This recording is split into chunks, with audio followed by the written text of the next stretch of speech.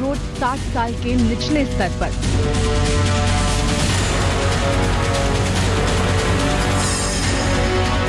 Auto sales में दिसंबर में 16 साल की सबसे बड़ी गिरावट।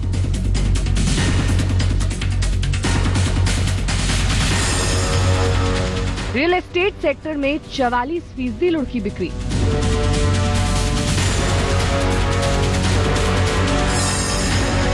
एसएमई सेक्टर को 50% का नुकसान।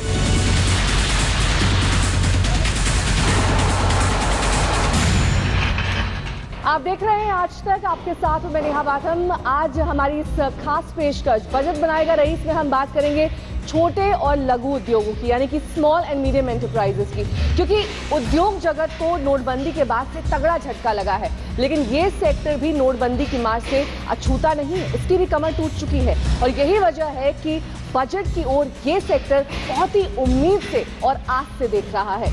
हम बात करेंगे इस सेक्टर की क्योंकि आपसे जुड़ा हुआ है, आपकी नौकरी से, आपकी तनख्वाह से किस तरह से इस सेक्टर का नाता है, ये हम आपको दिखाते हैं।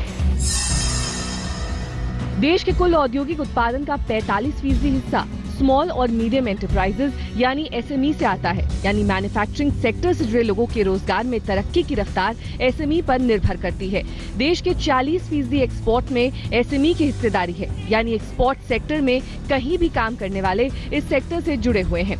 एसएमई के जरिए 6 करोड़ लोगों को रोजगार मिला हुआ है और ये सेक्टर सालाना 13 लाख नए रोजगार पैदा करता है। भारत में 3 करोड़ एसएमई है और अगले 3 साल में 1 करोड़ 20 लाख यहाँ पर नौकरी शुरू करेंगे, यानी एसएमई उद्योग की सालाना बढ़ोतरी की रफ्तार 8% है।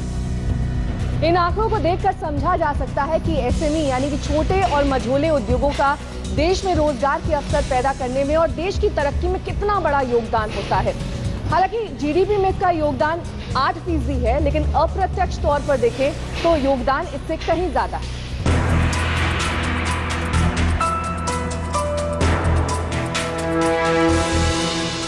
नोटबंदी के आने से सबसे पहले खपत पर लगाम लग गई है। काफी लोगों को लगता होगा कि अच्छा हुआ कि खर्चे कम हो गए, महीने की बचत बढ़ गई, लेकिन ये खपत ही 60% ग्रोथ का आधार है।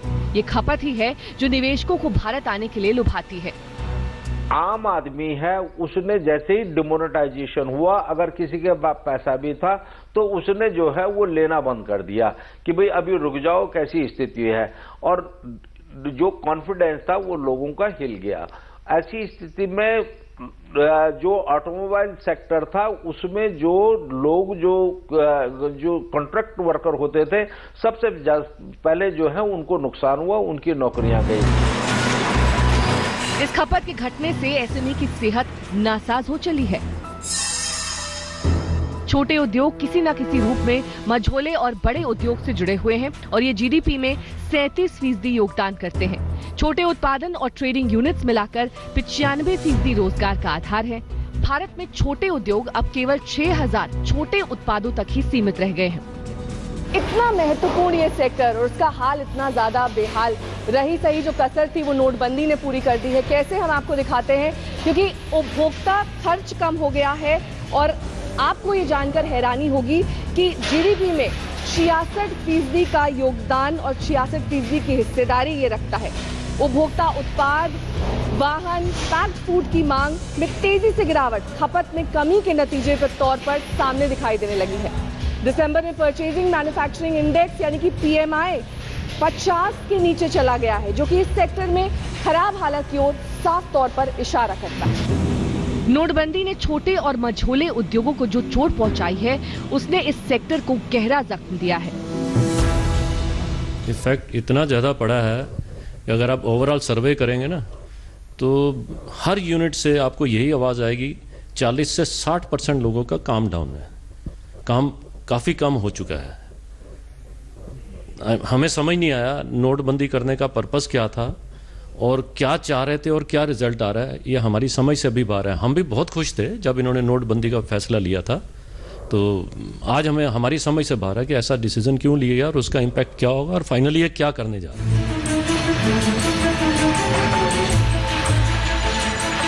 नोटबंदी की वजह से इस सेक्टर की नौकरियों में हाहाकार मच गया है। ऑल इंडिया मैन्युफैक्चरर्स एसोसिएशन के मुताबिक छोटे और मझोले उद्योगों में 15 लाख लोगों की नौकरियां नोटबंदी के पहले 38 दिनों में ही चली गईं। मैन्युफैक्चरिंग सेक्टर में 35% नौकरियां खत्म हो गई हैं, यानी 12 से 13 लाख लोगों की नौकरियां नोटबंदी की भेंट चढ़ गई हैं। निर्माण क्षेत्र में काम कर रही इकाइयों में 3 से 4 लाख लोगों को नौकरियां गंवानी पड़ी हैं। मीडियम सेक्टर पर फिलहाल तो कम असर हुआ है और यहाँ पर 20 से 25 हजार नौकरियां ही गई हैं। लेकिन इंडस्ट्री के जानकारों की माने तो मीडियम सेक्टर में एकदम से ना तो नौकरियां जाती हैं और ना ही तुरंत इस पर असर देखा जाता है। जो क्षेत्र में जहाँ पे एंड जो सेल होता है वो कैश में होता है ज़्यादातर, वो क्षेत्र में भारी असर उसकी हुई है। उधर सेल्स बहुत कम हो गया है। सेल्स कम होने के कारण उसका प्रोडक्शन पे भी असर हुआ है और प्रोडक्शन के असर के लिए आदमी लोग के जो रोज़गार है उसके ऊपर भी उसका भारी असर पड़ा है। छटनी के आंकड़ों की तस्दीक उद्योग संगठन एसोचैम भी कर रहा है। एसोचैम की एक रिपोर्ट के मुताबिक नोटबंदी के 50 दिनों में खुदरा क्षेत्र, कृषि, कपड़ा और अन्य क्षेत्रों में करीब 60% लोगों की नौकरी चली गई।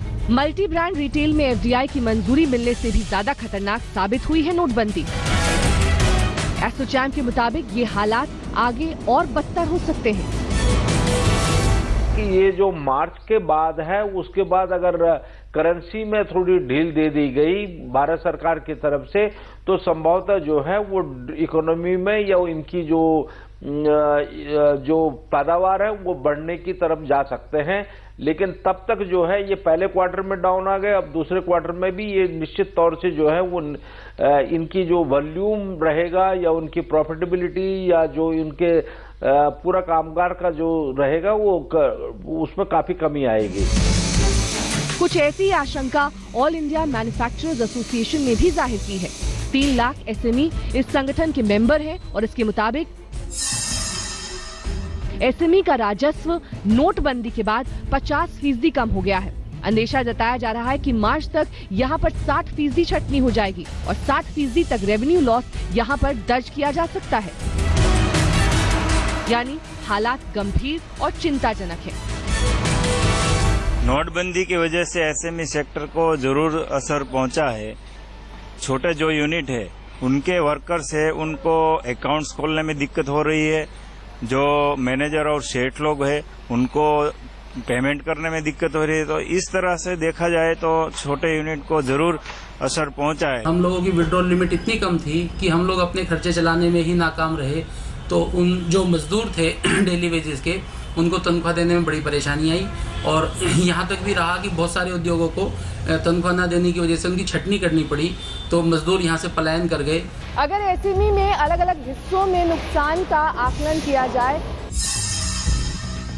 सबसे तगड़ी चोट इंफ्रास्ट्रक्चर प्रोजेक्ट में लगी मीडियम और लार्ज स्केल इंडस्ट्रीज को पहुंची है, जिनमें रोजगार 35% घटा है और रेवेन्यू 45% कम हुआ है। एक्सपोर्ट से जुड़ी कंपनियों में जॉब लॉस 30% है और रेवेन्यू 40% गिर गया है।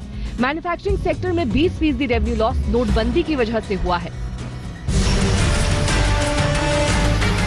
दरअसल नोटबंदी एक अकेली समस्या थी, लेकिन इसकी वजह से कई समस्याएं और पैदा हो गईं, जिससे छोटे और मझोले उद्योगों को भारी नुकसान पहुंचाया।